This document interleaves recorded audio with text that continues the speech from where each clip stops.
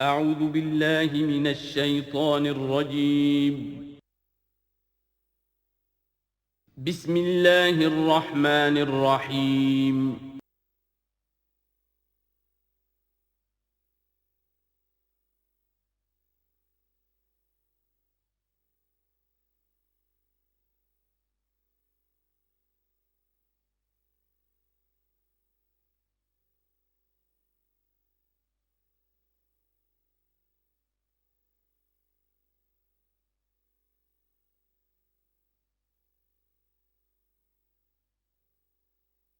بسم اللہ الرحمن الرحیم یا بنی اسرائیل اذکروا نعمتی التی انعمت علیکم وانی فضلتکم علی العالمین واتقوا یوما لا تجزی نفس عن نفس شیئا ولا يقبل منها شفاعة ولا یؤخذ منها عدل ولا هم ينصرون صدق اللہ العظیم رب اشرح لی صدری ویسر لی امری واحلل عقدۃ من لسانی یفقہوا قولی۔ جیسا کہ میں نے عرض کیا تھا، سورہ بقرہ کے 5ویں رکوع سے اور 14ویں رکوع تک تو مسلسل، بلکہ 15ویں رکوع کی بھی پہلی 2 آیات شامل کرنی ہوں گی۔ یہ 10 رکوعوں سے 2 آیات زائد ہیں کہ جن میں خطاب کل کا کل بنی اسرائیل سے ہے۔ البتہ اس میں یہ فرق ہے کہ پہلا رکوع جو ہے وہ ان کو دعوت پر مشتمل ہے، نبی اکرم صلی اللہ علیہ وسلم پر ایمان لانے کی پرزور دعوت۔ بقیہ یہ 9 رکوع جو ہیں یہ ان پر فرد قرارداد جرم ہے جو عائد کی جا رہی ہے۔ ہم نے تمہارے ساتھ یہ احسان و اکرام کیا، تم پر یہ فضل کیا، یہ کرم کیا، تمہیں یہ حیثیت دی، تمہیں یہ مقام دیا، تم نے اس طور سے اپنے اس مشن کی خلاف ورزی کی، اپنے مقام اور مرتبے کو چھوڑ کر اور دنیا پرستی اختیار کی۔ یہ جو 9 رکوع ہیں ان میں بنی اسرائیل کی تاریخ کا تو یوں سمجھیے کہ ایک بہت بڑا حصہ اور نمایاں اس کے فیچرز آئیں گے، لیکن یہ سمجھ لیجئے کہ اصل میں یہ امت مسلمہ کو بھی ایک پیشگی تنبیہ ہے کہ کوئی مسلمان امت جب بگڑتی ہے تو یہ چیزیں اس میں آ جاتی ہیں۔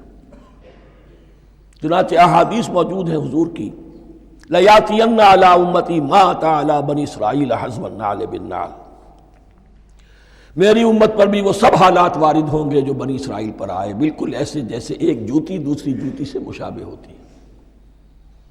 ایک اور حدیث میں فرمایا لَتَتَّبِعُنَّ سُنَنَ مَنْ قَبْلِكُمْ، تم لازماً اپنے سے پہلوں کی پیروی کرو گے۔ اور اس میں اس حد تک بھی آپ نے وضاحت کر دی کہ اگر وہ سابق امت مسلمہ، سابق امت، اگر وہ گوہ کے بل میں گھسی تھی تم بھی گھسو گے، اور اگر ان میں کوئی بدبخت ایسا اٹھا جس نے اپنی ماں سے زنا کیا تو تم میں سے بھی کوئی شقی ایسا ضرور اٹھے گا جو یہ حرکت کرے گا۔ اس اعتبار سے ان رکوعوں کو پڑھتے ہوئے یہ نہ سمجھیے یہ اگلوں کی داستان ہے، پچھلوں کی کہانیاں ہیں، نہیں۔ خوش طرح باشد کے سر دل براں، گفت آیت در حدیث دیگراں، یہ ہمارے لیے ایک آئینہ ہے اور ہمیں ہر مرحلے پر سوچنا ہوگا، دروں بینی کرنی ہوگی، انٹروسپیکشن، کہ کہیں اسی گمراہی میں ہم مبتلا تو نہیں۔ دیکھتے جائیے گا۔ دوسرا نقطہ پہلے سے یہ سمجھ لیجئے، یہ جو 2 آیتیں میں نے 6 رکوع کی تلاوت کی ہیں، بعین ہی یہی 2 آیتیں 15ویں رکوع میں آئیں گی، اور اس کو یوں سمجھیے کہ یہ 2 بریکٹس ہیں۔ 9 رکوعوں کا مضمون ان 2 بریکٹس کے درمیان ہے۔ یہ 2 آیتیں یہاں سے بریکٹ شروع ہو رہی ہیں، وہ 2 آیتیں ان پر بریکٹ ختم ہو رہی ہیں، بعین ہی وہی آیات۔ ایک آیت میں تو شوشے کا بھی فرق نہیں، دوسری آیت میں صرف ترتیب بدلی ہے، مضمون وہی ہے۔ اس کے مابین جو کچھ ہے، اس سے باہر یہ جو 5واں رکوع تھا، اس کے مضامین گویا کہ ضرب کھا رہے ہیں بریکٹ کے اندر کے سارے مضامین سے۔ یہ حساب کا بہت ہی عام فہم سا قاعدہ ہے، بریکٹ کے باہر کوئی رقم لکھی ہوئی ہے جس کے بعد کوئی زبر، کوئی جمع یا تفریق اگر نہیں ہے تو وہ ضرب کھائے گی، بریکٹ کے اندر جتنی بھی ویلیوز ہیں ان کے ساتھ ضرب کھائے گی۔ تو گویا کہ ہر قدم پر حضور پر دعوت، ایمان لانے کی دعوت اس پورے معاملے میں موجود ہے، اس لیے کہ اس میں بعض آیتیں ایسی آ گئی ہیں، ایک زیادہ نمایاں ایک کم نمایاں، جن سے کچھ لوگوں کو بھگالتا ہوا یا کچھ لوگوں نے فتنہ پیدا کیا جان بوجھ کر۔ یہ فتنہ ایک بار پیدا ہوا تھا اکبر کے زمانے میں دین الہی کی شکل میں، کہ صرف خدا کو مان لینا، آخرت کو مان لینا اور نیک اعمال کرنا نجات کے لیے کافی ہے، کسی رسول پر ایمان لانا ضروری نہیں ہے۔ یہ صوفیہ میں بھی یہ فتنہ بہت بڑے پیمانے پر آیا۔ مسجد مندر ہکڑو نور، مسجد میں اور مندر میں ایک ہی نور ہے، سب مذاہب ایک ہی ہے، سارا فرق جو ہے شریعتوں کا ہے، عبادت کے ظاہری شکل کا ہے، وہ ہے رسولوں سے متعلق۔ رسولوں کو بیچ میں سے نکال دیجئے تو یہ دین الہی رہ جائے گا، اللہ کا دین۔ اتنا بڑا فتنہ تھا کہ جب ہندوستان میں سیاسی اعتبار سے، حکومت کے اعتبار سے مسلمانوں کا اقتدار چوٹی پر تھا، کلائمیکس پر، اکبر اعظم، اس وقت یہ دین الہی کا فتنہ اٹھا کہ دین محمدی کا اب دور ختم ہو گیا، وہ 1000 سال کے لیے تھا، 1000 سال پورے ہو گئے، اب الف ثانی ہے، دوسرا 1000 سال ہے، اس کے لیے نیا دین ہے، اسے دین اکبری بھی کہا گیا اور دین الہی بھی کہا گیا۔ اور اس میں ایک آیت آئے گی جس سے استدلال کیا ہے کچھ لوگوں نے۔ اس صدی میں پھر یہ فتنہ اٹھا تھا گاندھی کے فلسفے کے ذریعے سے، اور ایک بہت بڑا نابغہ انسان مسلمانوں میں سے، بہت بڑا نابغہ، جینیس، ابو الکلام آزاد، وہ بھی اس فتنے کا شکار ہو گیا۔ متحدہ قومیت، چنانچہ گاندھی اپنی پرارتھنا میں کچھ قرآن کی تلاوت بھی کراتا تھا، کچھ گیتا بھی پڑھواتا تھا، کچھ اپنشدوں سے، کچھ بائبل سے، کچھ گرو گرنتھ سے۔ معلوم ہو یہ سب ٹھیک ہے، سب ایک ہے، سب لوگوں کو ایک ہونا چاہیے، ایک قوم ہونا چاہیے۔ مذہب تو انفرادی معاملہ ہے، کوئی مسجد میں چلا جائے، کوئی مندر میں چلا جائے، گردوارے میں چلا جائے، کوئی چرچ میں چلا جائے، کوئی سینیگاگ میں چلا جائے، کیا فرق واقع ہوتا ہے؟ اس کا توڑ یہی ہے کہ سمجھ لیجئے یہ جو 7 آیتیں ہیں 5ویں رکوع کی، یہ ہے بریکٹ کے باہر، اور یہ ضرب کھا رہی ہے مسلسل۔ اس بریکٹوں کے درمیان جتنی بھی مضمون آ رہا ہے وہ سب ان کے تابع ہوگا۔ گویا کہ جہاں تک حضور پر ایمان لانے کا معاملہ ہے وہ انڈرسٹوڈ سمجھا جائے گا، مقدر سمجھا جائے گا ہر مرحلے پر ان 2 بریکٹوں کے مابین۔ اب چلیے بسم اللہ۔ یا بنی اسرائیل اذکروا نعمتی التی انعمت علیکم وانی فضلتکم علی العالمین۔ اے اسرائیل کی اولاد، یاد کرو میرے اس انعام کو جو تم پر ہوا، اس کی وضاحت میں کر چکا ہوں، لیکن یہاں جو الفاظ آ رہے ہیں بہت زوردار۔ وَأَنِّي فَضَّلْتُكُمْ عَلَى الْعَالَمِينَ، میں نے تمہیں فضیلت عطا کی تمام جہانوں پر۔ یہاں ایک قاعدہ نوٹ کر لیجئے، عربی نحو کا قاعدہ یہ ہے کہ کہیں ظرف جس میں کوئی شے ہے، ظرف کی جمع لے لیتے ہیں، مراد ہوتا ہے مظروف، ظرف کے اندر جو شے ہے اس کی جمع۔ تمام جہانوں پر فضیلت، کیا فرشتوں پر بھی فضیلت؟ نہیں، جہان والوں پر، تمام اقوام عالم پر تمہیں فضیلت عطا کی، یہ مطلب ہے اس کا۔ تمام عالموں پر، تمام جہانوں پر، یعنی تمام جہان والوں پر، اس انسان عالم انسانیت کے اندر جتنے بھی مختلف گروہ ہیں، نسلیں ہیں، طبقات ہیں، ان میں فضیلت۔ وَاتَّقُوا يَوْمًا لَا تَجْزِي نَفْسٌ عَن نَفْسٍ شَيْئًا، میں عرض کر چکا ہوں، اب تیسری مرتبہ پھر عرض کر رہا ہوں، اصل شیخ آخرت، محاسبہ آخرت، یہ مستحضر ہوگا تو انسان سیدھا رہے گا۔ اس میں کمزوری آ جائے، ضعف آ جائے تو باقی ایمان باللہ، ایمان بالرسالت، یہ نہ معلوم کیا کیا شکلیں اختیار کر لیں۔ دیکھیے اس آیت کے اندر 4 اعتبارات سے محاسبہ آخرت کا زور ہے۔ وَاتَّقُوا يَوْمًا، ڈرو اس دن سے، لا تجزی نفس عن نفس شیئا، جس دن کوئی جان کسی دوسرے کے کام نہ آ سکے گی، ولا يقبل منها شفاعہ، اور نہ کسی سے کوئی سفارش یا شفاعت قبول کی جائے گی، کیٹیگوریکل ڈینائل، ولا يؤخذ منها عدل، نہ کسی سے فدیہ قبول کیا جائے گا، ولا هم ينصرون، اور نہ انہیں کوئی مدد مل سکے گی۔ ہم نے طرح طرح کے عقیدے، شفاعت باطلہ کا تصور، اہل عرب سمجھتے تھے ہمیں یہ فرشتے جو ہے خدا کی بیٹیاں ہیں، یہ لات اور منات اور عزا ہم نے ان کے بت بنا رکھے ہیں، پوچھتے ہیں یہ اپنے ابا جان سے اللہ کی بیٹیاں ہیں نا، لاڈلی بیٹیاں، چھڑا لیں گے ہمارے ہاں بھی تصور ہے اولیاء اللہ چھڑا لیں گے۔ یا شفاعت باطلہ، خود حضور کی شفاعت کے بارے میں جو غلط تصورات ہیں، ایک شفاعت حقہ ہے، اس کی وضاحت کا یہ موقع نہیں ہے، وہ آیت الکرسی پہ جب ہم پہنچیں گے انشاءاللہ تعالیٰ اسی سورہ مبارکہ میں تو اس کی وضاحت بھی ہوگی۔ یہ سارے جو ہم نے جو گھڑ رکھے ہیں خیالات، ان کی نفی اس آیت کے حوالے سے کی۔ وَاتَّقُوا يَوْمًا لَا تَجْزِي نَفْسٌ عَن نَفْسٍ شَيْئًا، کوئی انسان دوسرے انسان کے کام نہیں آ سکتا۔ وَلَا يُقْبَلُ مِنْهَا شَفَاعَةٌ، کسی جان کی طرف سے کوئی سفارش قبول نہیں ہوگی۔ وَلَا يُؤْخَذُ مِنْهَا عَدْلٌ، نہ کوئی فدیہ قبول کیا جائے گا۔ وَلَا هُمْ يُنصَرُونَ، نہ انہیں کوئی مدد مل سکے گی۔ اب اس کے بعد اللہ تعالیٰ کے احسانات اور ان کی طرف سے جو ناشکریاں ہوئی ہیں ان کی بڑی تفصیل کے ساتھ اب بات چلے گی، تفصیل نہیں تیزی کے ساتھ۔ یہ واقعات کئی 100 برس کے ہیں، لیکن ایک تو یہ کہ ان کی تفاصیل مکی صورتوں میں آ گئی ہیں، سب سے زیادہ سورہ اعراف میں ملیں گی، اور بھی کئی صورتوں میں آپ کو مل جائیں گی۔ یہاں پر تو پے بپے، جیسے کہ ایک قرارداد جرم کسی پر کی جاتی ہے تو اس میں سب گنوائے جاتے تم نے یہ کیا، یہ کیا، یہ کیا۔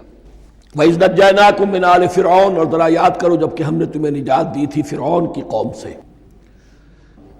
يَسُومُونَكُمْ سُوءَ الْعَذَابِ، وہ تمہیں بدترین عذاب میں مبتلا کیے ہوئے تھے۔ يُذَبِّحُونَ أَبْنَاءَكُمْ وَيَسْتَحْيُونَ نِسَاءَكُمْ، تمہارے بیٹوں کو ذبح کر ڈالتے تھے اور تمہاری عورتوں کو زندہ رکھتے تھے۔ عورتیں تو پھر ان کے کام آتی تھی، گھر میں کام کاج کے لونیاں بنتی تھی، گھروں میں ڈال لیتے تھے، لیکن لڑکوں کو، اور یہ 2 موقع پر ہوا ہے بنی اسرائیل کے ساتھ، یہ بعد میں انشاءاللہ اس کی تفصیل آئے گی۔ وَفِي ذَلِكُمْ بَلَاءٌ مِّن رَبِّكُمْ عَظِيمٌ، اور یقیناً اس میں تمہارے رب کی طرف سے تمہارے لیے بڑی آزمائش تھی۔ وَإِذْ فَرَقْنَا بِكُمُ الْبَحْرَ، اور یاد کرو جب کہ ہم نے تمہارے لیے سمندر کو پھاڑ دیا یا دریا کو پھاڑ دیا۔ یہ ایک مختلف فی بات ہے کہ کس جگہ سے کراس کیا تھا بنی اسرائیل نے ایجپٹ سے سینائی پیننسولا آنے کے لیے، جزیرہ نما سینا میں۔ ایک رائے یہ کہ دریائے نیل کو کراس کر کے گئے ہیں، لیکن یہ بات غلط ہے، دریائے نیل تو مصر کے اندر ہے، وہ کبھی بھی مصر کی حد نہیں بنا۔ کسی کی رائے یہ ہے کہ جو خلیج سویز ہے، بحر قلزم جو ہے، ریڈ سی، وہ اوپر جا کر 2 کھاڑیوں میں تبدیل ہو جاتا ہے، خلیج عقبہ مشرق کی طرف اور خلیج سویز مغرب کی طرف، اور ان کے درمیان میں یہ سینائی پیننسولا جو ہے یہ تکون ہے، جیسے ہندوستان بھارت تکون ہے ایسے یہ پیننسولا ہے، انڈین پیننسولا، سینائی پیننسولا۔ اور یہ سویز کینال تو بعد میں بنی ہے، خلیج سویز اور میڈیٹرینین بحیرہ روم کے درمیان یہ کچھ چھوٹی چھوٹی، اگرچہ چھوٹی تھی سمندر کے لحاظ سے، بہت بڑی بڑی جھیلیں تھیں، اور ان جھیلوں ہی کو پھر جوڑ جوڑ کر درمیان میں جو خشکی تھی اس کو کاٹ کر سویز کینال بنائی گئی ہے۔ تو اب تو یہ ایک مسلسل ایک رابطہ ہے، لیکن معلوم ہوتا ہے کہ یا تو خلیج سویز کو کراس کیا ہے حضرت موسیٰ علیہ السلام نے، اور یہی میری رائے زیادہ یہی ہے، اس لیے کہ کوہ طور جو ہے وہ اس پیننسولا کی ٹپ پر ہے، نیچے ہے یہاں، جہاں پر ان کا قیام رہا، اور جہاں پھر حضرت موسیٰ کو 40 دن کے لیے کوہ طور پر بلا کر اور پھر انہیں تورات دی گئی ہے۔ تو معلوم ہوتا ہے کہ جو خلیج سویز ہے اسے کراس کیا ہے۔ کراس کس طرح کیا ہے کہ حضرت موسیٰ کے عصا کی ایک ضرب سے سمندر پھٹ گیا۔ فَكَانَ كُلُّ فِرْقٍ كَالطَّوْدِ الْعَظِيمِ، دونوں طرف چٹانوں کے مانند پہاڑ کی طرح جو ہے وہ سمندر کھڑا ہو گیا، اس کے راستے سے یہ نکل گئے۔ اور پھر جب فرعون اور اپنا لشکر لے کر جب آیا ہے، اس نے سوچا ہم بھی نکل جائیں، وہ غرق ہو گئے، اس لیے کہ دونوں طرف کا پانی آپس میں مل گیا۔ یہ تھی کیفیت، اور معجزانہ کیفیت تھی، یہ کوئی فطرت کے یا نیچر کے اصول کے مطابق بات نہیں تھی، اور میں عرض کر چکا ہوں، آپ کو بتا چکا ہوں معجزہ کسے کہتے ہیں۔ وَإِذْ فَرَقْنَا بِكُمُ الْبَحْرَ فَأَنْجَيْنَاكُمْ، جب ہم نے تمہارے لیے یا تمہارے ساتھ سمندر کو پھاڑ دیا تمہارے لیے، تمہارے گزرگاہ بنانے کے لیے، تو تمہیں تو نجات دے دی۔ وَأَغْرَقْنَا آلَ فِرْعَوْنَ وَأَنْتُمْ تَنظُرُونَ، اور تمہاری نگاہوں کے سامنے فرعون کے لاؤ لشکر کو غرق کیا، تم دیکھ رہے تھے، یہ گزر چکے تھے، اس ساحل پر کھڑے ہیں، ادھر سے یہ داخل ہوئے ہیں اور پانی دونوں طرف سے آ کر مل گیا اور یہ غرق ہو گئے۔ وَإِذْ وَعَدْنَا مُوسَىٰ 40 لَيْلَةً، اور یاد کرو پھر جب کوہ طور پر ہم نے موسیٰ کو 40 دن کے لیے بلایا۔ ثُمَّ اتَّخَذْتُمُ الْعِجْلَ، ان کی غیر حاضری میں تم نے بچھڑے کی پرستی شروع کر دی، اسے معبود بنا لیا، من بعدہ، اس کی غیر موجودگی میں، وَأَنْتُمْ ظَالِمُونَ، تم بہت بڑا ظلم تھا جس کا ارتکاب کیا۔ ان الشرک لظلم عظیم، عظیم ترین ظلم جو ہے وہ شرک ہے، اور شرک جلی کی یہ شکل کہ بچڑے کو پوج رہے۔ ثم عفونا عنکم من بعد ذلک، پھر ہم نے تمہیں اس کے بعد بھی معاف کیا، یہ ہمارا کرم رہا ہے، ہماری رحمت رہی۔ من بعد ذلک لعلکم تشکرون، تاکہ تم شکر کرو۔ وَإِذْ آتَيْنَا مُوسَى الْكِتَابَ وَالْفُرْقَانَ لَعَلَّكُمْ تَهْتَدُونَ، اور یاد کرو جب کہ ہم نے موسیٰ کو کتاب اور فرقان عطا فرمائی۔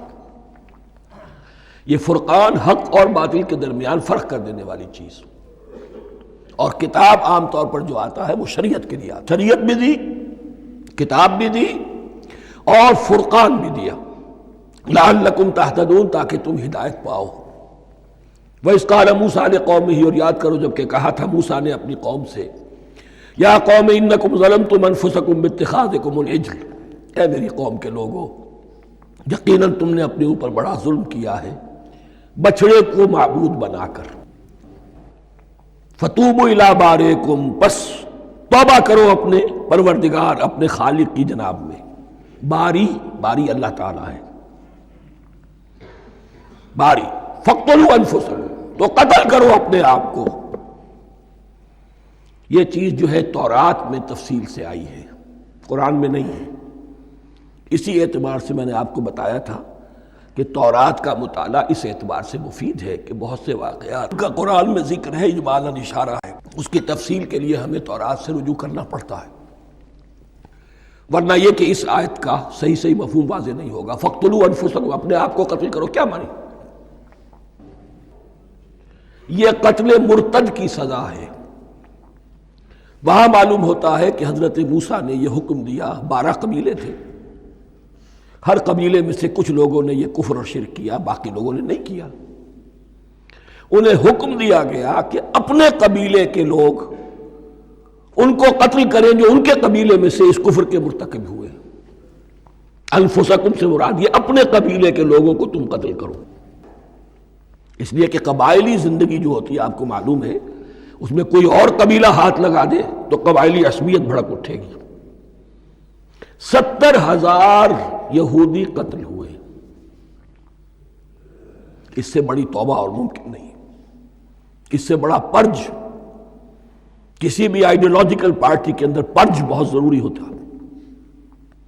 کچھ لوگ آ گئے ایک نظریے کو قبول کر کے، رفتہ رفتہ نظریہ اوجل ہو گیا، کچھ مفادات، کچھ چودراہٹیں یہ مقدم ہو گئی، اسی سے جماعتیں خراب ہوتی ہیں، غلط راستے پہ پڑ جاتی ہیں، تحریکیں بھٹک جاتی ہیں۔ تو آئیڈیالوجیکل پارٹیز، نظریاتی جماعتیں پرج کرتی رہتی ہیں کہ جو بھی ہمارے نظریے سے ہٹ گئے اب ان کو ہم کاٹ کر علیحدہ کر۔ یہی سے قتل مرتد، تو یہ چیز حدیث میں ہے یا پھر قرآن میں یہاں ہے۔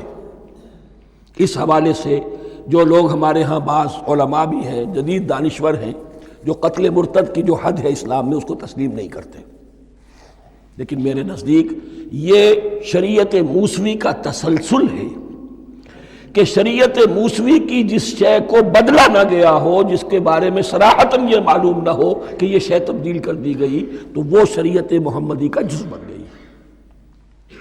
زنا پر رجم کا معاملہ بھی یہی ہے۔ قرآن مجید میں رجم کی صریح آیت کوئی موجود نہیں ہے، حدیث میں ہے۔ قرآن مجید میں مرتد کے قتل کے لیے کوئی آیت موجود نہیں ہے، حدیث میں ہے، سنت میں ہے، اور دونوں کی کا جو منبع ہے وہ اصل میں تورات ہے۔ تو اس بات کو اچھی طرح نقل کر لیجئے۔ یہ جگہ اکثر لوگ جو ہیں یہاں بہت سرسری طور سے گزر جاتے ہیں، یہ بہت اہم ہے۔ اور اس کے لیے تورات کی طرف رجوع کیجئے، 70,000 6 لاکھ کل تھے جب یہ مصر سے نکلے ہیں، 6 لاکھ تھے۔ کتنے عرصے کے بعد پیننسولا پہنچے ہیں، سینائی پیننسولا میں اور طور میں، کچھ اور ان کی تعداد بڑھ گئی ہوگی، لیکن یہ کہ ان میں سے 70,000 کو قتل کیا اپنے ہاتھوں سے۔ ہر قبیلے نے اپنے جو مرتد تھے ان کو اپنے ہاتھ سے قتل کیا۔ فَتُوبُوا إِلَىٰ بَارِئِكُمْ فَاقْتُلُوا أَنفُسَكُمْ ذَٰلِكُمْ خَيْرٌ لَكُمْ عِندَ بَارِئِكُمْ، یہی تمہارے لیے تمہارے رب کے نزدیک بہتر بات ہے۔ فَتَابَ عَلَيْكُمْ، تو اللہ نے تمہاری توبہ قبول کر لی۔ توبہ قبول کس طرح ہوئی؟ یہ تزکیہ ہوا ہے امت کا کہ ان میں سے جن لوگوں نے اتنی بڑی غلط حرکت کی ہے ان کو کاٹ کر، ذبح کر کے، ان کو قتل کر کے پھینک دیا۔ انہ هو التواب الرحیم، یقیناً وہ تو ہے ہی بہت توبہ کا قبول فرمانے والا اور بہت رحم فرمانے والا۔ وَإِذْ قُلْتُمْ يَا مُوسَىٰ لَن نُّؤْمِنَ لَكَ حَتَّىٰ نَرَى اللَّهَ جَهْرَةً، ایک اور واقعہ ان کی تاریخ کا۔ اور یاد کرو جب کہ تم نے کہا تھا اے موسیٰ ہم تو تمہاری بات نہیں مانیں گے۔ ایمان کے بعد جب لام کا حرف آئے تو اس کے معنی صرف تصدیق کے ہوتے ہیں۔ لن نؤمن لک، ہم آپ کی بات کی تصدیق نہیں کریں گے، حتیٰ نری اللہ جہرتاً، جب تک کہ ہم دیکھ نہ لیں اللہ کو عیاناً۔ ہمیں کیا پتا اللہ نے یہ کتاب دی آپ کو، آپ تو لے کر آ گئے، ہمارے سامنے تو پتھر کی کچھ تختیاں ہیں، اس پہ کچھ لکھا ہوا، کس نے لکھا ہمیں کیا پتا۔ اب دیکھیے ایک حضرت موسیٰ کی خواہش تھی رب ارنی انظر الیک، وہ کچھ اور شے تھی۔ یہ تخریبی ذہن ہے جو یہ کہہ رہا ہے کہ ہم بھی چاہتے ہیں کہ اللہ کو اپنی آنکھوں سے دیکھیں اور معلوم ہو کہ واقعی اس نے یہ کتاب آپ کو دی ہے۔ فَأَخَذَتْكُمُ الصَّاعِقَةُ، تو تمہیں آ پکڑا ایک بہت بڑی کڑک نے، ایک بہت بڑی کڑک ہوئی اور سب کے سب مردہ ہو گئے۔ وَأَنْتُمْ تَنظُرُونَ، تمہارے دیکھتے دیکھتے ایک کڑک نے تمہیں آ لیا۔ ثُمَّ بَعَثْنَاكُمْ مِنْ بَعْدِ مَوْتِكُمْ، پھر ہم نے تمہیں دوبارہ اٹھایا تمہاری موت کے بعد۔ بعض لوگ اس کی یہ تعویل کر رہے ہیں کہ یہ موت نہیں تھی بلکہ بے ہوش ہو گئے تھے، یعنی جو بھی کڑک تھی اس کی وجہ سے سب کے سب بے ہوش ہو کے گر گئے۔ لیکن میرے نزدیک یہاں تعویل کی ضرورت نہیں، بعث بعد الموت اللہ کے لیے کوئی مشکل نہیں۔ ہم الفاظ کو خواب کا کو ان کے اصل جو مفہوم ہے جو کہ صاف ہے، صریح ہے، اس سے خواب کا کاہے کے لیے موڑ کر لے کر جائیں۔ ثم بعثناکم من بعد موتکم لعلکم تشکرون، تاکہ تم شکر کرو۔ وظللنا علیکم الغمام وانزلنا علیکم المن والسلوى، اور ہم نے تم پر ابر کا سایہ کیا۔ اب 6 لاکھ کا قافلہ چل رہا ہے، سینائی پیننسولا، صحرا، کوئی اونٹ نہیں، کوئی سایہ نہیں، دق و دق، دھوپ کی تپش۔ تو اللہ کا فضل ہوا کہ ایک سائے کی طرح ابر جو ہے ان کے ساتھ ساتھ جہاں جہاں وہ جا رہے ہیں وہ ابر ان پر سایہ کیے ہوئے۔ وَأَنزَلْنَا عَلَيْكُمُ الْمَنَّ وَالسَّلْوَىٰ، کھانے کو کچھ نہیں، تو من اور سلوہ نازل کیے گئے۔ من ایسے اترتا تھا رات کے وقت کہ جیسے شبنم کے قطرے ہوتے ہیں، لیکن وہ ہوتا تھا کسی ایسی چیز کا جس میں شیرینی تھی، اور پھر وہ زمین پر آ کر جم کر وہ ایک گویا کے دانہ بن جاتے تھے، یہ ان کا اناج ہو گیا۔ کاربوہائیڈریٹ سپلائی اس سے ہو گئی، من سے۔ اور سلوہ ایک خاص قسم کا پرندہ بٹیر کی شکل کا جو بے پناہ بڑی تعداد میں ان کے بڑے بڑے جھنڈ آتے تھے شام کے وقت، اور وہ ان کے ڈیرا جہاں ہوتا تھا اس کے گرد وہ اتر آتے تھے، اور رات کی تاریکی میں یہ آسانی سے ان کو پکڑتے تھے، ان کو کھاتے تھے بھون کر، اور یہ ان کی پروٹین ہو گئی۔ پوری غذا جو ہے اللہ تعالیٰ نے ان کو فراہم کر دی۔ وَأَنزَلْنَا عَلَيْكُمُ الْمَنَّ وَالسَّلْوَىٰ كُلُوا مِن طَيِّبَاتِ مَا رَزَقْنَاكُمْ، کھاؤ ان پاکیزہ چیزوں کو جو ہم نے تمہیں عطا کی ہیں۔ وَمَا ظَلَمُونَا، ہم نے تو ان پر کوئی ظلم نہیں کیا۔ وَلَٰكِن كَانُوا أَنفُسَهُمْ يَظْلِمُونَ، لیکن وہ خود ہی اپنے اوپر ظلم ڈھاتے رہے، ہر قدم پر نافرمانی اور ناشکری۔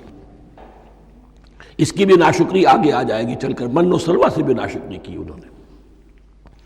وَإِذْ قُلْنَا ادْخُلُوا هَٰذِهِ الْقَرْيَةَ فَكُلُوا مِنْهَا حَيْثُ شِئْتُمْ رَغَدًا وَادْخُلُوا الْبَابَ سُجَّدًا وَقُولُوا حِطَّةٌ نَغْفِرْ لَكُمْ خَطَايَاكُمْ، اور یاد کرو جب کہ ہم نے تم سے کہا تھا اس شہر میں داخل ہو جاؤ اور پھر کھاؤ اس میں سے با فراغت جہاں سے چاہو جو چاہو، لیکن دیکھنا دروازے میں داخل ہونا جھک کر اور کہتے رہنا مغفرت مغفرت مغفرت، ہم تمہاری خطاؤں سے درگزر فرمائیں گے۔ اس آیت کو سمجھنے کے لیے ذرا تاریخی بات سمجھ لیجئے۔ صحرائے سینا میں آنے کے بعد اور یہ جو کتاب تورات انہیں مل گئی تھی، اس کے بعد حضرت موسیٰ علیہ السلام کے ہی زمانے میں انہیں جہاد اور قتال کا حکم ہوا۔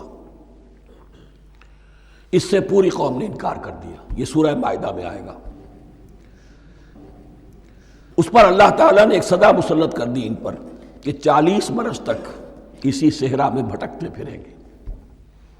اگر یہ ابھی قتال کرتے، جہاد کرتے، تو پورا فلسطین ان کے ہاتھ پر ابھی فتح کرا دیتے، لیکن چونکہ انہوں نے بزدلی دکھائی ہے، اب سزا یہ ہے فَإِنَّهَا مُحَرَّمَةٌ عَلَيْهِمْ 40 سَنَةً يَتِيهُونَ فِي الْأَرْضِ، اب 40 برس تک یہ اسی صحرا میں بھٹکتے پھریں گے، اور ارض فلسطین جو ان کے لیے ارض موعود تھی وہ ان پر حرام کر دی گئی 40 سال کے لیے۔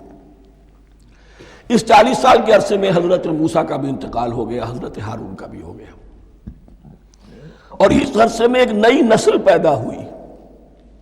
وہ جو غلامی کا داغ اٹھائے ہوئی نسل آئی تھی مصر سے، جن کے اندر مورل کیریکٹر جو ہے وہ بہت کمزور ہو جاتا ہے، وہ پوری نسل ختم ہو گئی، نئی نسل اب پیدا ہوئی۔ 40 برس صحرا میں پیدا ہوئے، یہی پلے بڑھے، ان میں اب ایک جذبہ تھا۔ حضرت موسیٰ کے پھر جو خلیفہ تھے یوشع ابن نون، جوشوا، تورات میں ان کا نام جوشوا ہے، یوشع، ان کی سرکردگی میں اب بنی اسرائیل کی اس نئی نسل نے قتال کیا، جنگ کی، اور پہلا شہر جو فتح ہوا وہ اریحا۔ آج بھی وہ شہر جو ہے جیریکو جو آپ دیکھتے ہیں خبروں کے اندر آتا ہے بار بار، اریحا اس کا پرانا نام ہے، یہ شہر فتح ہوا۔ اس فتح کی بات کا تذکرہ ہو رہا ہے۔ یاد کرو جب کہ ہم نے تم سے کہا تھا اس بستی میں، اس شہر میں داخل ہو جاؤ فاتحانہ، اور پھر جو کچھ یہاں ہے، جو نعمتیں ہیں، ان سے متمتع ہو، کھاؤ پیو، لیکن داخل ہونا سجدہ کرتے ہوئے، مراد کیا؟ جھک کر، یعنی ایسا نہ ہو کہ تکبر کی وجہ سے تمہاری گردنیں اکڑ جائیں، گردنیں جھکا کر اللہ کا احسان مانو، یہ نہ سمجھو کہ یہ فتح تم نے حاصل کی۔ اس کی تفسیر اصل میں نظر آتی ہے حضور کی شخصیت میں، کہ جب فتح مکہ کے موقع پر مکے میں داخل ہوئے ہیں تو جس سواری پر آپ بیٹھے ہوئے تھے، آپ کی پیشانی اس کی گردن کے ساتھ جڑی ہوئی تھی۔ یہ وقت ہوتا ہے جب کہ تکبر اور تعلی، فاتح کی حیثیت سے آنا، اور بندہ مومن کے لیے یہی وقت ہے تواضع کا، جھکنے کا۔ وَقُولُوا حِطَّةٌ، حتیٰ یحط تو کہتے ہیں جھاڑ دینے کو، تو اس کے معنی کیا ہے؟ اے اللہ ہمارے گناہ جھاڑ دے، مغفرت، اے اللہ ہمیں مغفرت، ہماری مغفرت فرما، جو خطائیں ہو گئی بخش دے۔ قولوا حطۃ، تمہاری زبان پر استغفار ہونا چاہیے، تمہاری گردنیں جھکی ہوئی ہونی چاہیے۔ نغفر لکم خطایاکم، اگر تم اس پر عمل کرو گے ہم تمہاری خطائیں جو ہیں انہیں معاف فرما دیں گے۔ وسنزید المحسنین، اور جو تم میں محسن ہوں گے انہیں اور بھی زیادہ دیں گے، اور انعام و اکرام آئیں گے۔ فبدل الذین ظلموا قولا غیر الذی قیل لہم، تو ان میں سے جو ظالم تھے، جو بد کردار تھے، انہوں نے بدل دیا، ایک اور قول اختیار کر لیا اس قول کی جگہ جو انہیں کہا گیا تھا حتہ حتہ، انہوں نے کہنا شروع کیا حنطہ حنطہ، ہمیں تو گیہوں چاہیے۔ یہ بعد میں ابھی آ جائے گا اگلے رکوع کے اندر، کہ من و سلوہ سے ان کی طبیعتیں بھر گئی تھی، ایک ہی چیز کھا کے۔ اب وہ کہہ رہے تھے کوئی چیز ہمیں جو ہے زمین کی روئیدگی میں سے، پیداوار میں سے، تو وہ ان کے زبان پر انہوں نے مذاق اڑاتے ہوئے گویا کہ حضرت موسیٰ علیہ السلام کے ذریعے سے حکم ملا ہے، استہزاء کر رہے ہیں، حتۃ کی بجائے حنطۃ۔ فانزلنا علی الذین ظلموا رجزا من السماء بما كانوا یفسقون، تو جن لوگوں نے یہ حرکت کی تھی ان پر ہم نے آسمان سے ایک بہت بڑا عذاب نازل کیا۔ تورات سے معلوم ہوتا ہے کہ پلیگ آئی، اور جنہوں نے یہ حرکت کی تھی وہ سب کے سب ہلاک ہو گئے یریکو کے اندر، بما كانوا یفسقون، بسبب اس نافرمانی کے جو انہوں نے کی۔ وَإِذِ اسْتَسْقَىٰ مُوسَىٰ لِقَوْمِهِ فَقُلْنَا اضْرِب بِّعَصَاكَ الْحَجَرَ، اب یہ پھر صحرائے سینا کا واقعات آ رہے ہیں، ان میں ترتیب زمانی نہیں ہے۔ اور یہاں کی فتح جو ہے حضرت موسیٰ کے بعد ہے، لیکن اب یہاں پہ پھر ابھی وہ جو صحرائے تیہ میں جب بھٹک رہے تھے پھر اس کا ذکر ہے۔ وَإِذِ اسْتَسْقَىٰ مُوسَىٰ لِقَوْمِهِ فَقُلْنَا اضْرِب بِّعَصَاكَ الْحَجَرَ، اور جب کہ موسیٰ کی قوم نے موسیٰ سے پانی طلب کیا۔ اب صحرا میں آپ کو معلوم ہے جہاں پڑاؤ تھا اب وہاں پانی نہیں ہے، 6 لاکھ ہو 7 لاکھ ہو کتنے افراد ہو پانی چاہیے۔ وَإِذِ اسْتَسْقَىٰ مُوسَىٰ لِقَوْمِهِ فَقُلْنَا اضْرِب بِّعَصَاكَ الْحَجَرَ، تو ہم نے کہا کہ اپنے عصا سے ضرب لگاؤ چٹان پر۔ فَانْفَجَرَتْ مِنْهُ اثْنَتَا عَشْرَةَ عَيْنًا، تو اس سے 12 چشمے پھوٹ بہے۔ فجر کہتے ہیں کسی شے کے پھٹ کر کوئی چیز برآمد ہو۔ فجر جو ہوتی ہے، فجر کا وقت رات کی تاریکی کا پردہ چاک ہوتا ہے اور سپیدہ سحر نمودار ہوتا ہے۔ فَانْفَجَرَتْ مِنْهُ اثْنَتَا عَشْرَةَ عَيْنًا، تو 12 چشمے پھوٹ بہے۔ قَدْ عَلِمَ كُلُّ أُنَاسٍ مَشْرَبَهُمْ، یہاں اناس سے کیا مراد ہے؟ ہر قبیلہ، ہر قبیلے نے اپنا گھاٹ معین کر لیا۔ 12 قبیلے تھے، اگر علیحدہ علیحدہ نہ ہوتا معاملہ، 12 چشمے اسی لیے دیے گئے کہ لڑے نہ جھگڑے نہ۔ پانی تو بہت بڑی چیز ہے، کہیں پانی پینے پلانے پہ جھگڑا اور کہیں گھوڑا آگے بڑھانے پہ جھگڑا، یہ تو قبائلی زندگی کے اندر ہوتی ہی چیزیں۔ تو اس اعتبار سے اللہ تعالیٰ نے ان کے لیے یہ سہولت کی کہ 12 چشمے پھوٹ بہے۔ قد علم کل اناس مشربہم، ہر ایک نے اپنا گھاٹ جان لیا، معین کر لیا۔ کلوا واشربوا من رزق اللہ، گویا کہ کہہ دیا گیا کہ کھاؤ اور پیو اللہ کے رزق میں سے۔ ولا تعثوا فی الارض مفسدین، اور زمین میں فساد مچاتے نہ پھرو۔ کھانے پینے کے لیے پانی بھی ادھر آ گیا، کھانے کے لیے من و سلوہ آ گیا۔ اب دیکھیے ان کی ناشکری۔ وَإِذْ قُلْتُمْ يَا مُوسَىٰ لَن نَّصْبِرَ عَلَىٰ طَعَامٍ وَاحِدٍ، یاد کرو جب کہ تم نے کہا تھا اے موسیٰ ہم ایک کھانے پر تو صبر نہیں کر سکتے، کھا کھا کے بکھتا گئے ہیں من و سلوہ۔ فَادْعُ لَنَا رَبَّكَ، تو ذرا اپنے رب سے دعا کرو، پکارو ہمارے لیے اپنے رب کو۔ یخرج لنا، وہ نکالے ہمارے لیے مما تنبت الارض، زمین کی روئیدگی اور پیداوار میں سے، نباتات ارضی میں سے، من بقلہا، اس کی ترکاریاں، وقصائہا، اور ککڑیاں، کھیرے اور ککڑیاں، ان سب کے لیے یہ لفظ ہے۔ وفومہا، ایک ترجمہ گیہوں کیا گیا ہے لیکن میرے نزدیک زیادہ صحیح ترجمہ ہے لہسن، اور سرائے کی زبان میں بھی اور ممکن ہے کہ سندھی میں بھی ہو تھوم، تھوم کہتے ہیں لہسن کو، یہ فوم کی بدلی ہوئی شکل ہے، اس لیے کہ یہی علاقہ ہے جس میں عرب آئے تھے، تو عربوں کی زبان کے بہت سے الفاظ جو ہیں اس سرائے کی زبان میں خاص طور پر وہ بہت زیادہ، تو تھوڑی سی شکل بدل کر وہ کافی تعداد میں موجود ہے۔ وعدسہا، اور دال خاص طور پر مسور کی، وبصلہا، اور پیاز۔ اب جو چٹخارے جس سے بنتے ہیں سالن کے، ان کی زبانیں وہ چٹخارے مانگ رہی۔ ظاہر بات ہے کہ اگر وہ سلوا بھی تھا، بٹیرا ہے، اسے آگ کے اوپر ذرا سا تپایا اور کھایا، وہ ایک ہی خاص قسم کی غذا ہے جو چل رہی ہے۔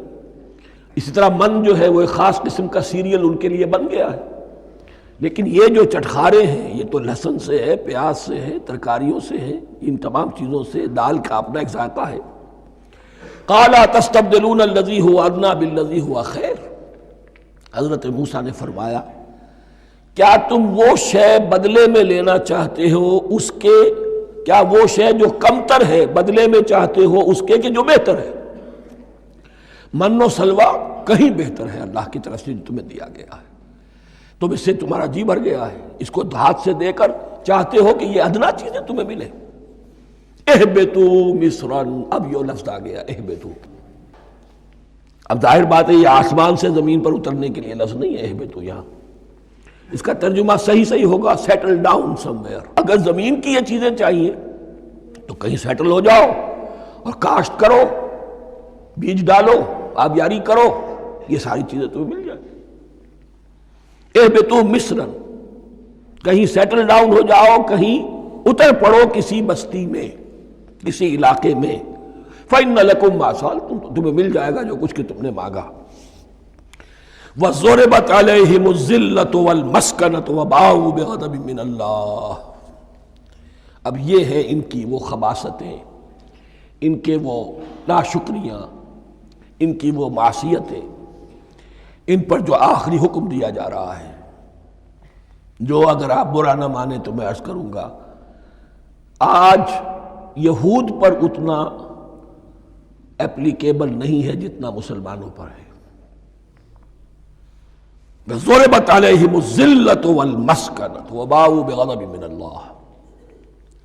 ذلت اور مسکنت، کم ہمتی ان پر تھوپ دی گئی۔ ضربت علیہم، it was heaped upon them.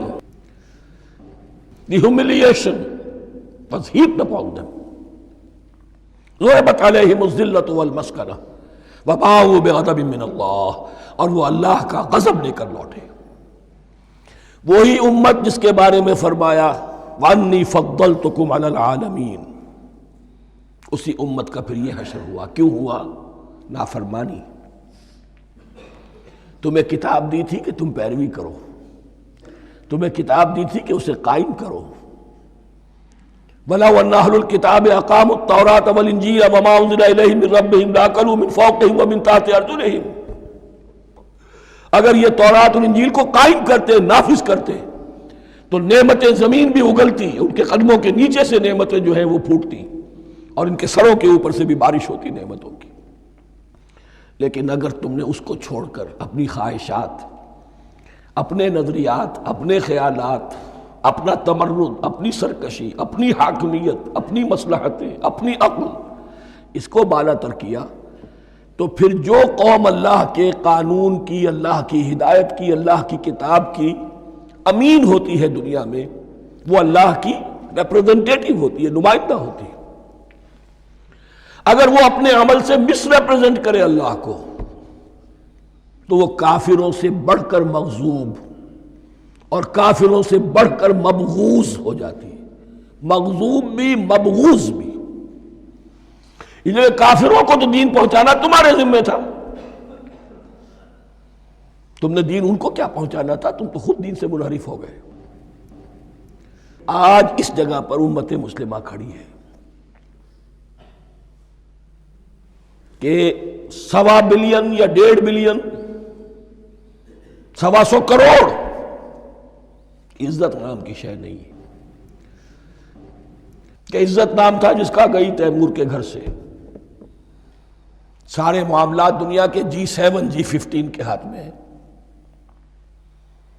Security council اس کے پرماننٹ ممبر کا ویٹو ہے، اور نہ سیکیورٹی کونسل میں اور نہ کہیں کسی G7 میں، نہ G9 میں، نہ G15 میں کوئی مسلمان ملک نہیں۔ کس نمی پرست کی بھیا کیستی، ہماری اپنی پالیسیز کہیں اور طے ہوتی ہیں، ہمارے اپنے بجٹ کہیں اور بنتے ہیں، ہماری صلح اور جنگ کسی اور کے اشارے سے ہوتی ہے۔ ریموٹ کنٹرول، یہ ذلت اور مسکنت۔ آپ کے ریڈیو پر، ٹیلی ویژن پر خبریں آتی رہیں کہ اتنے مسلمانوں کے ساتھ یہ کر دیا، اتنی مسلمان عورتوں کی بے حرمتی کر دی، لیکن یہاں ہم بیٹھے ہوئے اپنے اپنے دھندوں میں، اپنے اپنے کاروبار میں، اپنی اپنی ملازمتوں میں، اپنے اپنے کیریئرز میں، دنیا میں کیا کچھ ہو رہا ہے۔ بہرحال اس وقت یہ جو ہے، میں نے جیسا کہ عرض کیا تھا کہ یہ ہے تاریخ بنی اسرائیل کی، لیکن خوشترا باشد کے سر دل براں، گفت آیت در حدیث دیگراں، یہ ہمارا نقشہ ہے آج اس آیت میں۔ ضربت علیہم الذلۃ والمسکنۃ وباؤوا بغضب من اللہ۔ اور یہ کیوں؟ ذالک بانہم کانوا یکفرون بآیات اللہ، یہ اس لیے کہ وہ اللہ کی آیات کا انکار کرتے رہے۔ وَيَقْتُلُونَ النَّبِيِّينَ بِغَيْرِ الْحَقِّ، اللہ کے نبیوں کو ناحق قتل کرتے رہے۔ ہمارے ہاں بھی مجددین امت میں سے کتنے ہیں جو جیلوں میں ڈالے گئے، جن کو ایسی ایسی مار پڑی ہے کہ کہا جاتا ہے کہ ہاتھی کو بھی وہ مار پڑتی تو برداشت نہ کرتا۔ احمد ابن حنبل کے ساتھ کیا ہوا؟ ابو حنیفہ جیل میں انتقال کیا، امام مالک کے کندھے کھینچ دیے گئے، اتار دیے گئے، منہ کالا کر کے اور اونٹ پر بٹھا کر پھرایا گیا۔ امام دار الہجرہ شیخ احمد سرہندی جیل میں رہے، سید احمد بریلوی اور ان کے ساتھیوں کو خود مسلمانوں نے تہہ تیغ کیا ہے۔ بہرحال یہ داستانیں ہیں، اب نبی تو کوئی نہیں آئے گا، ان کے ہاں نبی تھے، ہمارے ہاں مجددین ہیں، علماء حق ہیں، جیسے کہ حدیث بھی ہے علماء امتی کا انبیاء بنی اسرائیل، تو جو انہوں نے انبیاء کے ساتھ کیا ہم نے مجددین اور علماء کے ساتھ کیا۔ ذالک بما عصوا وکانوا یعتدون، اور یہ ہوا ان کی نافرمانیوں کی وجہ سے اور حد سے تجاوز کرنے کی وجہ سے۔ اللہ تعالیٰ تو ظالم نہیں، اللہ نے تو اونچا مقام دیا تھا، ہمیں بھی خیر امت قرار دیا، کنتم خیر امت اخرجت للناس تأمرون بالمعروف وتنہون عن المنکر وتؤمنون باللہ۔ اب اگر ہم نے وہ اپنا مشن چھوڑ دیا تو ذلت اور مسکنت وہ ہمارا مقدر بن گئی۔ اللہ کا قانون اور اللہ کا عدل بے لاگ ہے، وہ فرام امہ ٹو امہ چینج نہیں ہوتا۔ سنت اللہ جو ہے لن تجد لسنت اللہ تحویلا ولن تجد لسنت اللہ تبدیلا، اللہ کی سنت بدلتی نہیں۔ بنی اسرائیل کا جو حشر ہوا آج وہ ہمارا ہو رہا ہے۔ بہرحال اس پر میری جو کتاب ہے سابق اور موجودہ مسلمان امتوں کا ماضی حال اور مستقبل، اس کا مطالعہ کیجیے۔ اب آ گئی وہ آیت کہ جس سے استدلال کیا گیا ہے کہ ایمان بالرسالت نجات کے لیے ضروری نہیں ہے۔ ان الذین آمنوا والذین ہادوا والنصارى والصابئین من آمن باللہ والیوم الآخر وعمل صالحا فلہم اجرہم عند ربہم ولا خوف علیہم ولا ہم یحزنون۔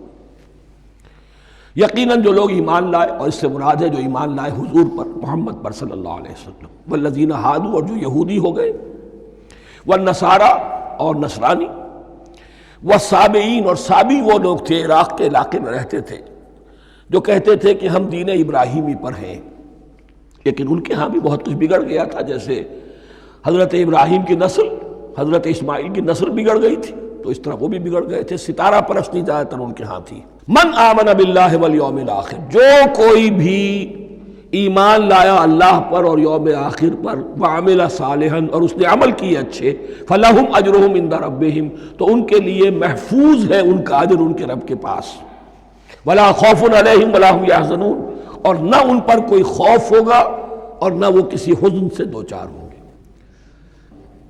ظاہر الفاظ کے اعتبار سے دیکھیے کہ یہاں ایمان بالرسالت کا ذکر نہیں ہے۔ ویسے تو اگر کوئی اس سے یہ غلط استدلال کرتا ہے تو اس کا پہلا جو اصولی جواب ہے وہ تو یہ ہے کہ ایسی حدیثیں بھی موجود ہیں، من قال لا الہ الا اللہ دخل الجنہ، تو اس کے کیا معنی ہے؟ صرف کہنے سے جنت میں داخل ہو جائیں گے، کسی عمل کی ضرورت نہیں؟ جواب یہ دیا جائے گا پورے قرآن کو سامنے رکھو، پورے حدیث کے ذخیرے کو سامنے رکھو، کسی ایک جگہ سے کوئی ایک نتیجہ نکال لینا وہ صحیح نہیں۔ لیکن اس کے علاوہ وہ اصول جو میں بیان کر چکا ہوں کہ یہ سلسلہ شروع کہاں سے ہوا ہے، 5واں رکوع، وَآمِنُوا بِمَا أَنزَلْتُ مُصَدِّقًا لِمَا مَعَكُمْ وَلَا تَكُونُوا أَوَّلَ كَافِرٍ بِهِ۔ انہیں ایمان کی زوردار دعوت سے تو یہ ساری بات شروع ہوئی ہے۔ اب فصاحت اور بلاغت کا یہ تقاضا ہے کہ بار بار اس کو دہرایا نہ جائے، وہ بات انڈرسٹوڈ رہے گی، مقدر رہے گی، سمجھی جائے گی کہ ہر جگہ پر وہ موجود ہے، اس لیے کہ ساری گفتگو ہو رہی ہے اسی کے حوالے سے۔ وَآمِنُوا بِمَا أَنزَلْتُ مُصَدِّقًا لِمَا مَعَكُمْ وَلَا تَكُونُوا أَوَّلَ كَافِرٍ بِهِ وَلَا تَشْتَرُوا بِآيَاتِي ثَمَنًا قَلِيلًا وَإِيَّايَ فَاتَّقُونِ۔ اس حوالے سے یوں سمجھیے اب اس آیت کو کہ یہاں پر کچھ الفاظ محذوف مانے جائیں گے۔ ان الذین آمنوا والذین ہادوا والنصارى والصابئین من آمن باللہ والیوم الآخر وعمل صالحا فی ایامہم فلہم اجرہم عند ربہم ولا خوف علیہم ولا ہم یحزنون۔ ہر دور میں جبکہ ابھی حضرت عیسیٰ نہیں آئے تھے تو جو بھی یہودی تھے اس وقت تک، حضرت موسیٰ کے ماننے والے، وہ جو بھی اللہ پر ایمان رکھتے تھے اور نیک عمل کرتے تھے، آخرت کو مانتے تھے، ان کی نجات ہو جائے گی۔ لیکن حضرت عیسیٰ کے آنے کے بعد ان کو نہیں مانا، اب وہ کافر قرار۔ لیکن اب حضرت عیسیٰ کے آنے کے بعد جب تک حضور نہیں آئے، جو بھی مانتا ہے، لیکن یہ کہ شرط یہی ہوگی کہ اپنے اپنے زمانے میں، اصل میں نفی جس بات کی جا رہی ہے وہ یہ ہے کہ یہ نہ سمجھو کہ کسی گروہ میں ہونے سے نجات ہوتی ہے، نجات کسی گروہ میں ہونے کی وجہ سے نہیں ہے، نجات کی بنیاد ایمان اور عمل صالح ہے۔ کسی رسول پر ایمان لانا اپنے دور کے رسول پر وہ تو لازم ہے، لیکن یہ ہے کہ اس پر ایمان تو لے آئے اور وہ عمل صالح نہیں ہے تو نجات نہیں ہوگی۔ تو یہ اپنے اپنے دور میں، اپنے اپنے زمانے میں ہر امت کے لیے وَلِكُلِّ أُمَّةٍ أَجَلٌ قرآن مجید کے ایک مقام پر آیا ہے، ہر امت کے لیے ایک خاص معین مدت ہے۔ اس معینہ مدت میں اب ظاہر بات ہے جو لوگ حضور کی بعثت سے پہلے فوت ہو گئے ان پر تو کوئی ذمہ داری نہیں تھی حضور پر ایمان لانے کی، اور ایسے لوگ تھے، ایسے موحدین مکے میں موجود تھے جو یہ کہتے تھے کعبے کے پردے پکڑ پکڑ کر، اے اللہ ہم صرف تجھے پوجنا چاہتے ہیں، صرف تیری بندگی کرنا چاہتے، لیکن جانتے نہیں کیسے کریں۔ یہ بات موجود تھی اور ان کا انتقال بھی ہو گیا۔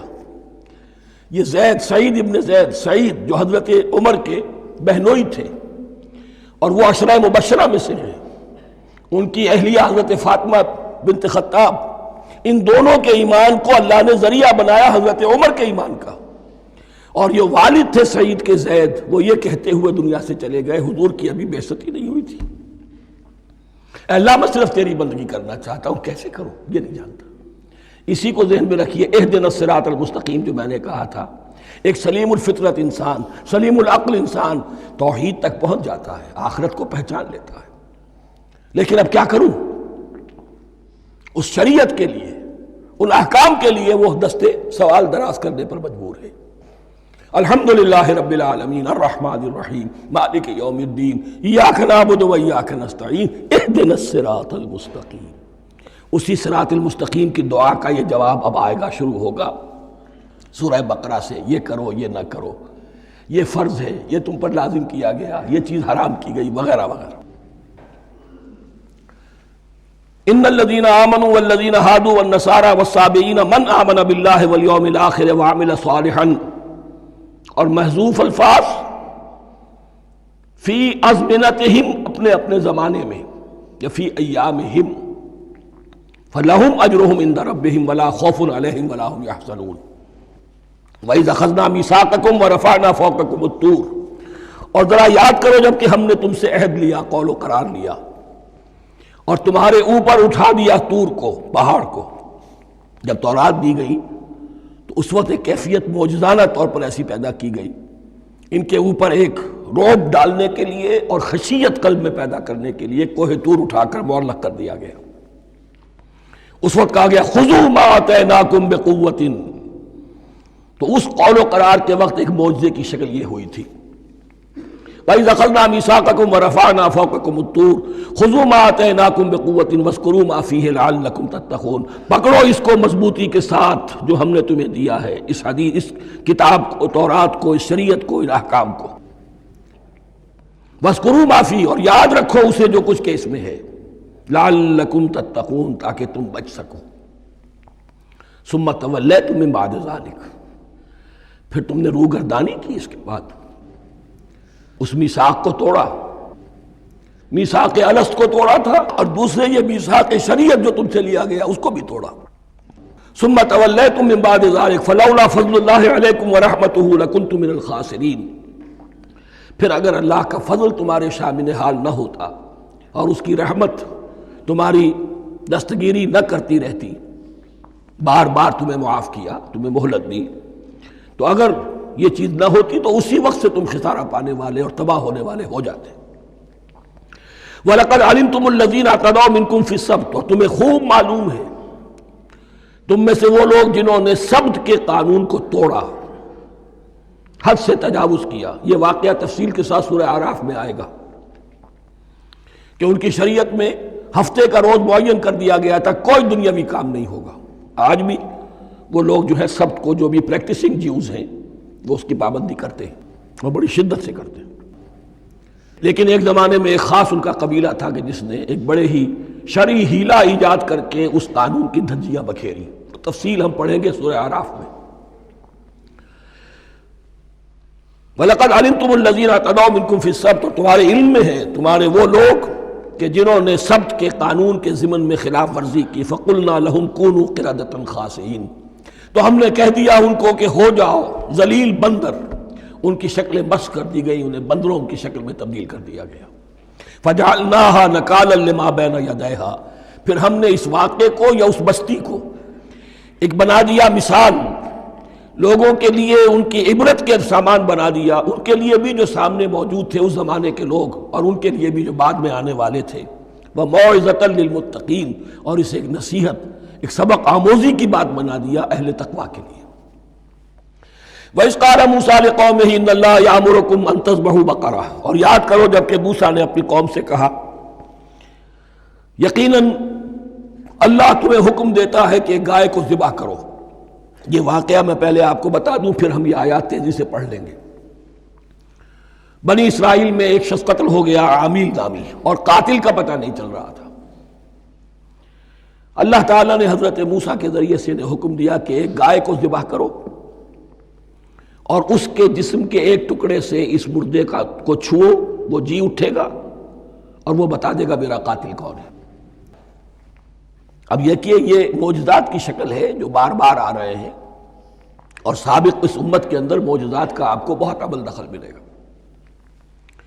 اس میں ایک تو یہ کہ گائے کو ذبح کرنا، وہ گائے کے تقدس کا جو ان کے دل میں ذہن میں تھا، تو ذبح کرنے سے اس کے اوپر بھی گویا کہ ایک تلوار چلائی گئی، اور پھر انہیں دکھا بھی دیا گیا کہ ایک آدمی زندہ بھی ہو سکتا ہے، بعد سے بعد الموت کا بھی ایک نقشہ دکھا دیا گیا انہیں۔ لیکن انہیں جب یہ حکم ملا اور ان کے دلوں کے اندر وہ بچڑے کی اور گائے کی تقدیس جو ہے وہ پلی ہوئی تھی، اب انہوں نے سوال کر کے کسی طریقے سے بچنے کے لیے مین میخ نکالی، کیسی گائے ہو، کیا رنگ ہو، کس طرح کی ہو، کس عمر کی ہو۔ بالآخر یہ کہ جب ہر طرف سے گھیراؤ ان کا ہو گیا اور سب چیزیں جو ہیں ان کے سامنے واضح کر دی گئیں، تب انہوں نے یوں سمجھیے چاروں ناچار بادل ناخواستہ اس حکم پر عمل کیا۔ بس اب ترجمہ کر لیجئے۔ وَإِذْ قَالَ مُوسَىٰ لِقَوْمِهِ إِنَّ اللَّهَ يَأْمُرُكُمْ أَن تَذْبَحُوا بَقَرَةً، اور یاد کرو جب کہ موسیٰ نے کہا اپنی قوم سے کہ اللہ حکم دیتا ہے تمہیں کہ ایک گائے کو ذبح کرو۔ قَالُوا أَتَتَّخِذُنَا هُزُوًا، انہوں نے کہا کیا آپ ہمارے ساتھ کوئی ٹھٹھا کر رہے ہیں، مذاق اڑا رہے ہیں، یہ کیا بات آپ کہہ رہے ہیں؟ قَالَ أَعُوذُ بِاللَّهِ أَنْ أَكُونَ مِنَ الْجَاهِلِينَ، فرمایا میں اللہ کی پناہ طلب کرتا ہوں اس سے کہ میں جاہلوں میں سے ہو جاؤں، کہ میں ان دین کے معاملات کے اندر استہزاء اور تمسخر کو شامل کر دوں۔ قالوا ادع لنا ربك يبين لنا ما هي، اب انہوں نے کہا اچھا ایسی بات ہے تو ذرا اپنے رب سے دعا کیجئے کہ وہ ہم پر واضح کر دے کہ وہ کیسی ہو۔ قال انه يقول، حضرت موسیٰ نے فرمایا اللہ تعالیٰ فرماتا ہے انها بقرة لا فارض ولا بکر، وہ ایک ایسی گائے ہونی چاہیے کہ جو نہ بوڑھی ہو نہ بالکل بچھیا ہو، عوان بین ذالک، ان کے بین بین ہو۔ فَفَعَلُوا مَا تُؤْمَرُونَ، تو اب کر گزرو جو تمہیں حکم دیا گیا۔ قَالُوا ادْعُ لَنَا رَبَّكَ يُبَيِّن لَنَا مَا لَوْنُهَا، اب انہوں نے پھر کہا ذرا ایک دفعہ اور دعا کیجئے اپنے رب سے، وہ ہمیں بتا دے اس کا رنگ کیسا ہونا چاہیے۔ قَالَ إِنَّهُ يَقُولُ إِنَّهَا بَقَرَةٌ صَفْرَاءُ فَاقِعٌ لَوْنُهَا تَسُرُّ النَّاظِرِينَ، فرمایا اللہ فرماتا ہے کہ وہ گائے ایسی ہونی چاہیے زرد رنگ، شوخ رنگ، شوخ زرد رنگ کی، چمکیلی، جو دیکھنے والوں کو خوب اچھی لگے، پسند آئے، دل میں کھپ جانے والی۔ اب جو زیادہ سے زیادہ ان کے ہاں مقدس سمجھے جاتے تھی گائے، رفتہ رفتہ سوال کر کے اگر پہلے ہی حکم پر وہ کر دیتے تو کسی بھی گائے کو ذبح کر دیتے، لیکن یہاں گھیراؤ ان کا ہو رہا ہے کہ جس کی تقدس کا ان کے ذہن میں زیادہ سے زیادہ تاثر ہے اسی کو واضح کیا جائے۔ قالوا ادع لنا ربك يبين لنا ما هي، پھر انہوں نے کہا ذرا اللہ سے دعا کیجئے اور وہ ہمیں یہ بتائے کہ وہ کیسی ہو۔ ان البقرہ تشابہ علینا، یقیناً ہم کچھ شبے میں پڑ گئے ہیں، یہ گائے کا معاملہ مشتبہ ہو گیا ہے ہم پر۔ قال انہ یقول، فرمایا اللہ فرماتا ہے انہا بقرۃ لا ذلول تثیر الارض ولا تسقی الحرث، وہ ایک ایسی گائے ہونی چاہیے کہ جو کوئی جس سے مشقت نہ لی جاتی ہو، نہ وہ ہل جوتتی ہو اور نہ وہ رہٹ کا پانی کھینچتی ہو۔ تسیر الارض، نہ تو وہ زمین کو جوتنے میں، ہل چلانے میں کام نہیں لی جائے، ولا تسقی الحرث، اور نہ کھیتی کو پانی پلانے کے لیے وہ پانی کھینچنے میں استعمال کیا جائے۔ مسلمتن، اور پوری سالم ہونی چاہیے، یک رنگ، لا شیۃ فیہا، اس میں کسی دوسرے رنگ کا کوئی داغ تک نہ ہو۔ اب کیا کرتے، گھیراؤ میں آ گئے۔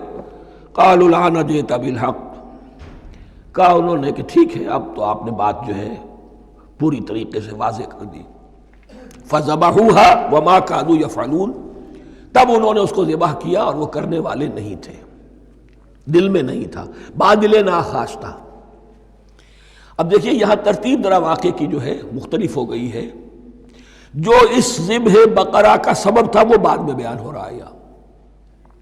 تورات میں چونکہ واقعات کو اس طریقے سے بیان کیا ہے لہذا وہاں ترتیب دوسری ہے۔ وَإِذْ قَتَلْتُمْ نَفْسًا فَادَّارَأْتُمْ فِيهَا، اور یاد کرو جب کہ تم نے ایک جان کو قتل کیا تھا اور اس کا الزام تم ایک دوسرے پر لگا رہے تھے، یعنی کسی کا پتہ نہیں چل رہا تھا قاتل کون ہے۔ وَاللَّهُ مُخْرِجٌ مَا كُنتُمْ تَكْتُمُونَ، اور اللہ تعالیٰ فیصلہ کر چکا تھا کہ جو کچھ تم چھپا رہے ہو اسے نکال کر رہے گا، واضح کرے گا۔ فَقُلْ اضْرِبُوهُ بِبَعْضِهَا، تو ہم نے حکم دیا کہ اس کی لاش کو اس گائے کے ایک ٹکڑے سے، اس کے جسم کے ایک حصے سے ضرب لگاؤ۔ كَذَلِكَ يُحْيِي اللَّهُ الْمَوْتَىٰ، اور دیکھو اس طریقے سے اللہ مردوں کو زندہ کر دے گا۔ تھوڑی دیر کے لیے وہ زندہ ہوا اور اس نے اپنے قاتل کا نام بتا دیا۔ وَيُرِيكُمْ آيَاتِهِ لَعَلَّكُمْ تَعْقِلُونَ، اور وہ تمہیں دکھاتا ہے اپنی آیات تاکہ تم عقل سے کام لو۔ اب جو الفاظ آ رہے ہیں بہت سخت ہیں، بہت سخت ہیں، لیکن ان کو پڑھتے ہوئے درون بینی ضرور کیجیے گا، اپنے اندر جھانکیے گا۔ ثُمَّ قَسَتْ قُلُوبُكُمْ، پھر تمہارے دل سخت ہو گئے۔ جب دین میں ہیلے بہانے نکالے جانے لگے اور ہیلوں بہانوں کے ذریعے سے شریعت کے احکام سے بچا جائے، اللہ کو دھوکہ دینے کی کوشش کی جائے، اس کا جو نتیجہ نکلتا ہے وہ دل کی سختی ہے۔ ثم قست قلوبکم، پھر تمہارے دل سخت ہو گئے۔ فہی کالحجارۃ او اشد قسوہ، تو وہ تو اب پتھروں کے مانند ہیں بلکہ سختی میں ان سے بھی زیادہ شدید ہے۔ یہ ویسے بھی فصاحت اور بلاغت کا بھی بڑا ایک عمدہ مقام ہے قرآن کا۔ وَإِنَّ مِنَ الْحِجَارَةِ لَمَا يَتَفَجَّرُ مِنْهُ الْأَنْهَارُ، پتھروں میں سے تو ایسے بھی ہوتے ہیں جن میں سے چشمے پھوٹ بہتے ہیں۔ وَإِنَّ مِنْهَا لَمَا يَشَقَّقُ فَيَخْرُجُ مِنْهُ الْمَاءُ، اور ایسے بھی ہیں جو شق ہو جاتے ہیں، پتھر چٹانیں، ان میں سے پانی برآمد ہو جاتا ہے۔ وَإِنَّ مِنْهَا لَمَا يَهْبِطُ مِنْ خَشْيَةِ اللَّهِ، اور ان میں وہ بھی ہوتے ہیں جو اللہ کے خوف سے گر پڑتے ہیں۔ وَمَا اللَّهُ بِغَافِلٍ عَمَّا تَعْمَلُونَ، اور اللہ تعالیٰ غافل نہیں ہے اس سے کہ جو تم کر رہے ہو۔ یہ کیفیت جو ہے ثم قست قلوبکم فہی کالحجارۃ او اشد قسوہ، ہے کون؟ یا بنی اسرائیل اذکروا نعمتی التی انعمت علیکم وانی فضلتکم علی العالمین، جن پر 1400 برس ایسے گزرے کہ کوئی لمحہ ایسا نہ تھا کہ نبی موجود نہ ہو، جنہیں 3 کتابیں دی گئیں، لیکن یہ کہ اپنی بدعملی، عقائد میں بھی مین بیخ کر کے اپنے آپ کو بچانے کے راستے نکال لینا، اعمال میں بھی ہیلوں کے ذریعے سے، کتاب الحیل کے ذریعے سے اپنے آپ کو ذمہ داریوں سے مبرہ کر لینا، اس کا نتیجہ پھر یہ نکلتا ہے۔ اللہ تعالیٰ مجھے اور آپ کو اس انجام بد سے بچائے۔ بارک اللہ لی ولکم فی القرآن العظیم ونفعنی وإیاکم بالآیات والذکر الحکیم۔